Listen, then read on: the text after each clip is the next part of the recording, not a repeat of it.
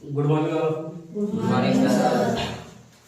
नमस्कार, माझं नाव भगवान विश्वनाथ शिंदे, शिंदे कोचिंग क्लासेस कोकरांना. बघा, आजचं जे विषय आपलं विषय विज्ञान इयत्ता 10वी.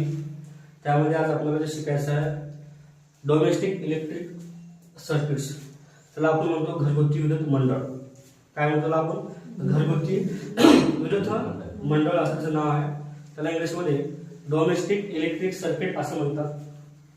त्यामध्ये हे डोमेस्टिक इलेक्ट्रिक सर्किट म्हणजे घरगुती विद्युत मंडळ या आपल्या घरामध्ये जे आपण विद्युत वापरतो, जे विद्युत ऊर्जा वापरतो, ते विद्युत ऊर्जा आपल्या घरामध्ये कशा मार्फत येते आणि ते कशी येते आणि कशी बनते आणि त्या विद्युत ऊर्जेची निर्मिती कशी होते ते शिकायचं आपल्याला. कळलं का?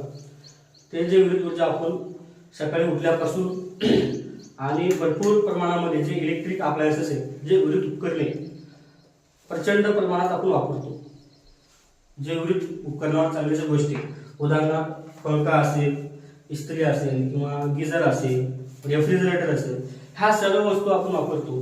ह्या सर्व वस्तू कशापासून चालतात, हे वस्तू चालण्यासाठी काय लागते, मग ही विद्युत ऊर्जा लागते. मग ही विद्युत ऊर्जा कशी बनते आणि ही विद्युत ऊर्जा कशापासून तयार होते आणि ते आपल्या घरापर्यंत कसं पोहोचते, ते विद्युत ऊर्जा आणण्यासाठी काय काय साधनं लागतात, ह्या सर्व गोष्टी आपल्याला आजच्या लेक्चरमध्ये आपल्याला शिकून घ्यायची. तर बघा, लक्ष द्या. आता वीज निर्मिती कशी होते तुम्हाला मागच्या धड्यामध्ये किंवा मागच्या पाठामध्ये सांगितलं होतं, आणि जे आपण मागे जे क्लास व्हिडिओ बनवलो होतो त्या व्हिडिओमध्ये तुम्हाला सांगितलं होतं की वीज निर्मिती कशी होते. लुक ॲट द वी. मला बघा सर्वजण माझ्याकडे बघा. Stop your writing. तर हे वीज निर्मिती, स्टॉप युअर रायटिंग दिसलं. वीज निर्मिती कशी होते हे आपण मागच्या एका पिरियडमध्ये शिकलो की विद्युत प्रवाह आपल्या घरापर्यंत कसं पोहोचतो, त्याची तयारी कशी होते. तर बघा, लक्ष द्या. विद्युत प्रवाह तयार करण्याचे स्त्रोत तुम्हाला त्या दिवशी सांगितलं होतो. इलेक्ट्रिक सोर्स जे आहे काय काय आहे? हवा आहे, पाणी आहे, कोळसा आहे, सौर ऊर्जा आहे. या स्त्रोतापासून काय होते? विद्युत प्रवाह तयार होते का नाही? मग हे स्त्रोत येतात कुठून? आता ह्या स्त्रोतापासून विद्युत प्रवाह कसे तयार होते? 12 जानेवारी 2022 जे अहवाल आहे किंवा एक रिपोर्ट आहे, त्या रिपोर्टनुसार मोठ्या प्रमाणामध्ये कोळशापासून विद्युत प्रवाह तयार झाला. 2022 मध्ये 51% भारतामध्ये 51% विद्युत प्रवाह कोळशापासून तयार झाला. पण कोळशापासून विद्युत प्रवाह तयार करतो आपण, खरं आहे, पण ते आपल्यासाठी आणि वातावरणासाठी हानिकारक आहे. कारण कोळशापासून जे विद्युत प्रवाह तयार होते ते प्रदूषण नाश करते का नाही, म्हणजे प्रदूषण तयार करते. जे कोळशापासून प्रदूषणाला हानिकारक आहे ते कोळशापासून जे विद्युत प्रवाह तयार होते ते. मग काय तत्वज्ञानाने काय केले, लोकांनी काय केलं? मग आता हायड्रो इलेक्ट्रिक पॉवर, जे हायड्रो इलेक्ट्रिक पॉवर प्लांट आहे त्यापासून विद्युत प्रवाह तयार करायचं प्रयत्न चालू होते, म्हणजे पाण्यापासून. मग आता हे विद्युत प्रवाह चालू करण्यासाठी 24 घंटे 12 महिने कंटिन्यू पाण्याची गरज आहे का नाही? 12 महिने आणि 24 तास कंटिन्यू पाण्याची गरज. त्या ठिकाणी त्या डॅम असेल किंवा ते वीज निर्मिती केंद्र असेल, इलेक्ट्रिक पॉवर प्लांट असेल, त्या ठिकाणी कंटिन्यू पाणी असलं तरच काय होतं, तिथं विद्युत प्रवाह तयार होते. आता दुसरं साधन जे आहे हायड्रो इलेक्ट्रिक पॉवर प्लांट, म्हणजे पाण्यापासून विद्युत प्रवाह कसं तयार होते आज आपल्याला शिकायचं आहे. मी काय म्हणतो, तुम्हाला कोळशापासून त्या 2022 मध्ये मोठ्या प्रमाणामध्ये वीज निर्मिती केली, पण ते प्रदूषणासाठी ते घातक आहे. त्यामुळे कोळशापासून विद्युत निर्मिती करत थांबवलं आपलं भारत सरकार. आता काय झालं, हायड्रो इलेक्ट्रिक पॉवर प्लांट हे अगोदरपासूनच आहे. मग सांगायचा उद्देश काय, त्याच्यापेक्षा हे बेटर आहे, प्रदूषण कमी होते. हायड्रो इलेक्ट्रिक पॉवर प्लांटच्या सहाय्याने काय केलं, आपलं जे गव्हर्नमेंट आहे त्यापासून वीज निर्मिती तयार करू लागलं. मग आता ही वीज निर्मिती कशी होते आहे, मग त्यासाठी पाणी कंटिन्यू असणं आवश्यक आहे. हे जे हायड्रो इलेक्ट्रिक पॉवर प्लांट मध्ये ज्यावेळेस पाणी अति प्रमाणामध्ये अति वेगाने सोडलं असता, ते पाणी जाऊन कुठं लागते? टर्बाईन्सला लागते. कुठं जाऊन लागते ते पाणी? टर्बाईन्स.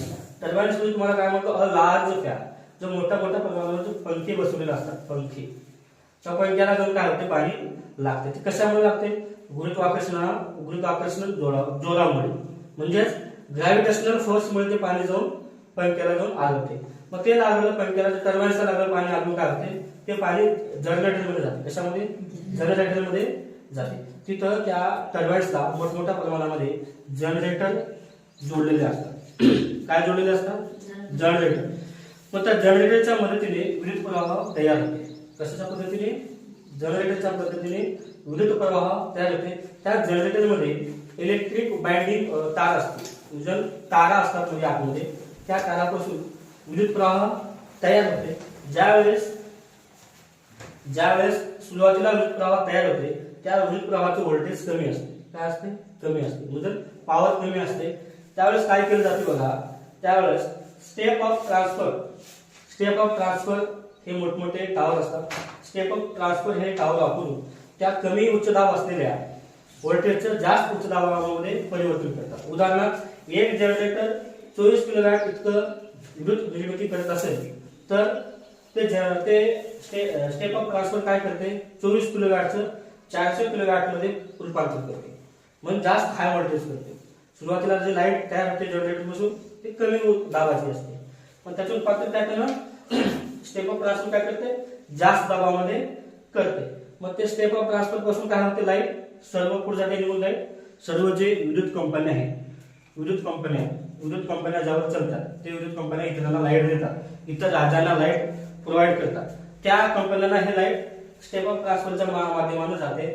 मग ते लोक काय करतात, ते त्यांच्या ट्रान्समिशन टावरच्या मदतीने, ट्रान्समिटर टावर बसवलेले असतात ते विद्युत कंपन्या काय करतात, ट्रान्समिशन टावरच्या मदतीने ते जास्त दाब असलेलं इलेक्ट्रिक पॉवर, जे जास्त दाब उच्च दाब असलेलं विद्युत ऊर्जा काय करतात, कमी करून गावामध्ये जे बसवलेले असतात विद्युत निर्मिती केंद्र, त्या विद्युत निर्मिती केंद्राला ते काय करतात, लाईट सप्लाय करतात, पॉवर सप्लाय करतात. मग ते लाईट गावातून जे विद्युत निर्मिती केंद्र आहे त्यापासूनच लाईट काय होते, टीसी ला, म्हणजे स्टेप डाऊन ट्रान्सफर यामार्फत ट्रान्सफॉर्मरला सप्लाय होते लाईट, म्हणजे टीसी ला डेपोला ते लाईट जाते. अशा पद्धतीनं लाईट निर्मिती होते. हे कशावर होते, हायड्रो इलेक्ट्रिक पॉवर प्लांटच्या सहाय्याने.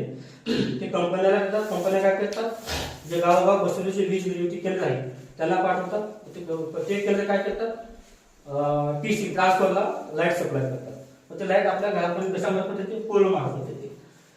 बघा पोल मार्फत लाईट कशी येते, आता हे पोल आहे त्याला 4 वायर असतात, त्यामध्ये 2 वायरला आपलं जे सर्व्हिस वायर आपण जे वायर वापरतो त्यामध्ये पोलला ते वायर आपण जोडून आपण काय करतो, आपण घरामध्ये लाईट घेतो.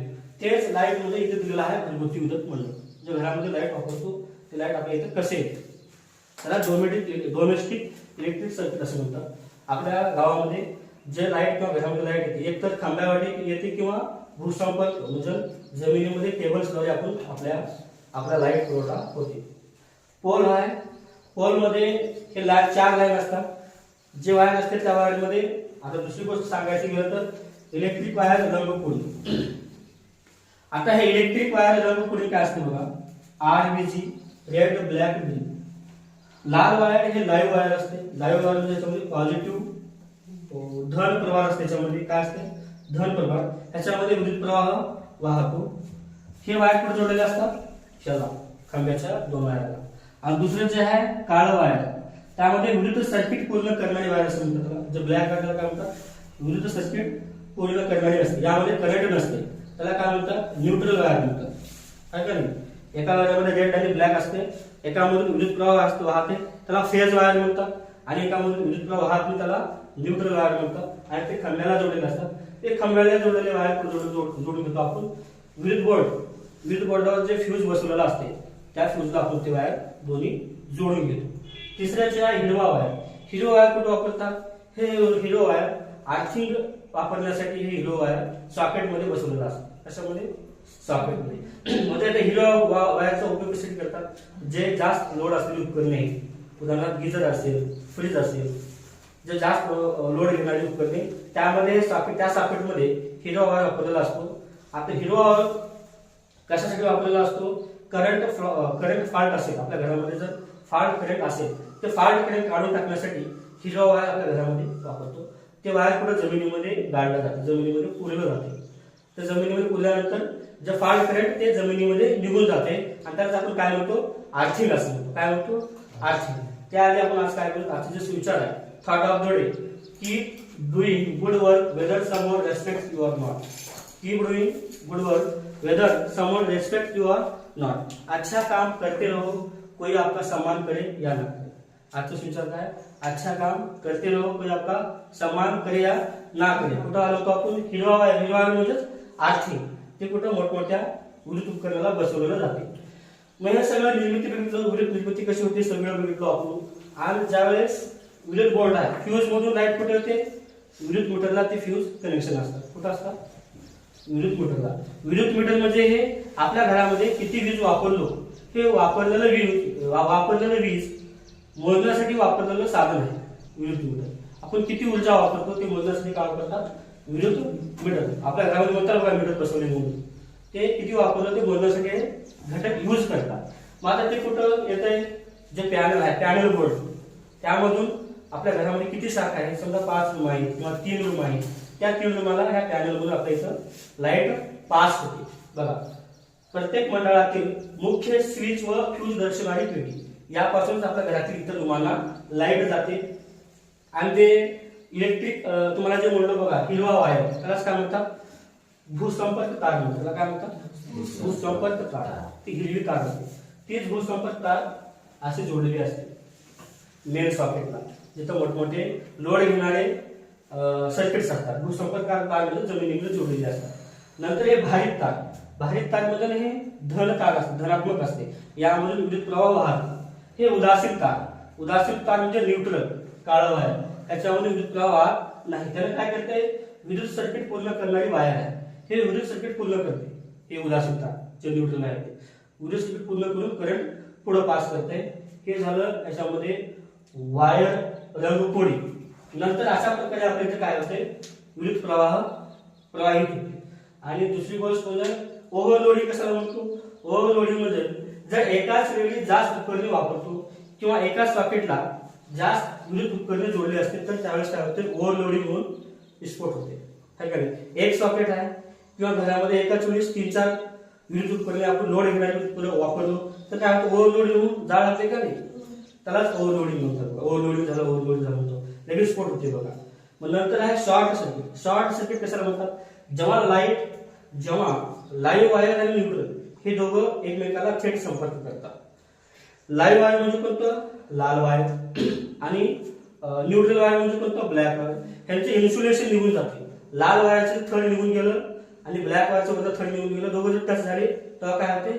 शॉर्ट सर्किट होते. लाईव्ह वायर आणि न्यूट्रल एका ठिकाणी काय होते? शॉर्ट सर्किट होते. तर आपण काय म्हणतो? शॉर्ट सर्किट झालं असं त्यावेळेस म्हणतो. आर्थिंग म्हणजे काय तुम्हाला सांगितलं? आर्थिंग म्हणजे फॉल्ट करंट हा आर्थिंगच्या मार्फत काढला जातो. जे आपल्या घरामध्ये फॉल्ट करंट आहे समजणार झालं तर कशाच्या मार्फत काढून घेतलं जातं? आर्थिंगच्या मार्फत काढून टाकलं जातं. हे अशा पद्धतीनं घरगुती विद्युत मंडळाचं पूर्ण हे रेखाकृती आहे. आणि हे परीक्षेच्या दृष्टिकोनातून तुम्हाला महत्वाचं आहे. 10वीच्या परीक्षेच्या दृष्टिकोनातून हे महत्वाचं आहे. काय पहिले अगोदर जे टॉपिक होते विद्युत जनवितरण, विद्युत मीटर, हे टॉपिक काय डिलीट केले. तुमची पेज तुमच्या विज्ञान पुस्तकामधून डिलीट झाला. आता हे जे टॉपिक बोललं हे टॉपिक त्या तुमच्या धड्यामध्ये महत्वाचं आहे. हे लिहून घ्या, आपण पुढचं बघू. ठीक आहे? राईट.